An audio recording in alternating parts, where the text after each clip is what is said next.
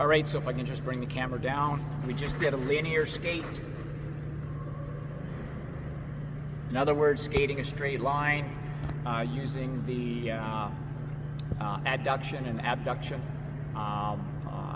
in the legs and the arm. So now we're going to do a curve linear, and we're going to use a crossover. So we're going to use a curve linear or crossover. I'm going to get Brett to demonstrate. And so now the arm movement is going to be different. It's not going to be a full abduction of the arms. It's going to be somewhat in between, because the skates are crossing over, and we're not looking for maximum stride as we talked about earlier, where you maximize Newton's third law. For every action there's an opposite equal reaction. This is just going to be skate over skate, so you're not going to throw your arm out in a full abduction mode. You're just going to go partial in order to keep your feet moving, because if you did, you'd slow your skates down.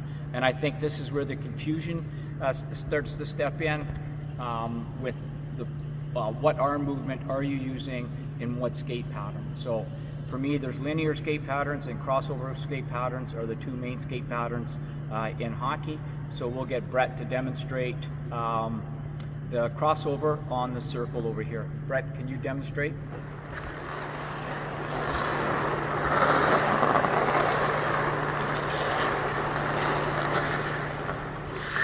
We're going to execute some C cuts with the two instructors, Dominico and Brett Hargrave. And again, we talked about the top eyelet, so if we can bring the camera down. This top eyelet's undone. So there's advantages skating straight line, but the advantages is because I have all this ankle movement, watch my skate. I drive all these forces into the ice. So a one-time figure skater said to me, it's like driving the knife into the butter. So I've always liked that phrase. So I'm going to go back to normal skate. There I am. For most people, they get about right here because the top eyelet's locked. I get right in here. Maria's going to demonstrate fast C cuts, and she's going to get in. She's going to enter the edge, execute the edge, and exit at top speeds. And this is a thing of beauty. So we're going to go and watch Maria, and then Brett Hargrave is going to do the same, and then we're going to extend the C cut for balance and edge control. So let's go take a look at the two instructors here. Yeah, so Maria's going to take off here. Yeah, you'll see her take off. She's going to use the abduction in her arms and her legs, and then she's going to go into quick C cuts. And again, as I said earlier, she's going to generate these quick C cuts because she's got the top eyelid of her skate undone. So let's watch Maria. She's going to take off, one arm, and then C cut.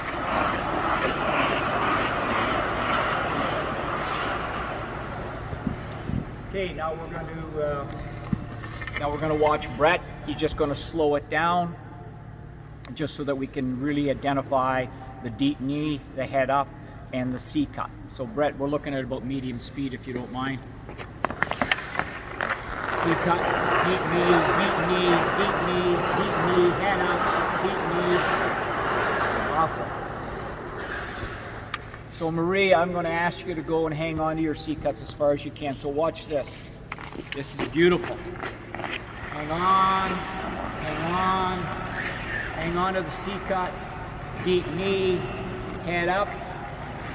Beautiful, beautifully done. An amazing skater. So now we're going to ask our 6'3" first rounder OHL draft to do the same thing. Hang on to his C cuts. Hang on longer. Deep knees.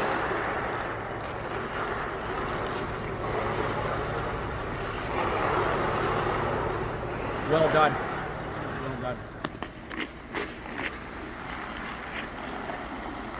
Deep knees, head up, hanging on to the edge, balance, efficiency, which equals speed. And that's it for C cuts for today, that is, because there is 22 of them, and we just did the inside edge of the left and right skate. So that's 2 out of 22. So there's 20 more that we've got to capture via future videos. Okay, now we're going to go through some execution of crossovers. We're going to do 2 crossovers. Brett's going to execute that, and then Maria's going to do 3, and then Maria's going to do the 5.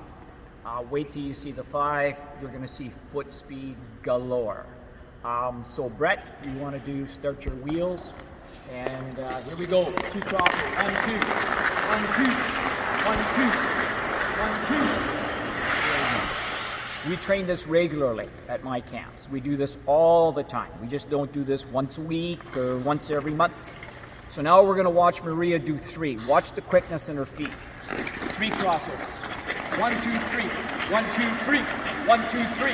1, 2, 3. Imagine trying to stop that speed coming down the wing. Ouch. Good luck. So now we're going to get Maria to do 5. Now this is a thing of loveliness. A vision of beauty, because you get to see edge control, edge balance, which complements speed. So again, if you're trying to get faster, do your drills, but you got to work on your skills, because you're not going to get faster by just wanting to get faster. You've got to train like the other sports, figure skaters and gymnasts. Golfers will probably come to mind. I don't know how many golfers will watch this, but they are continually working on their swings, even in the fairway.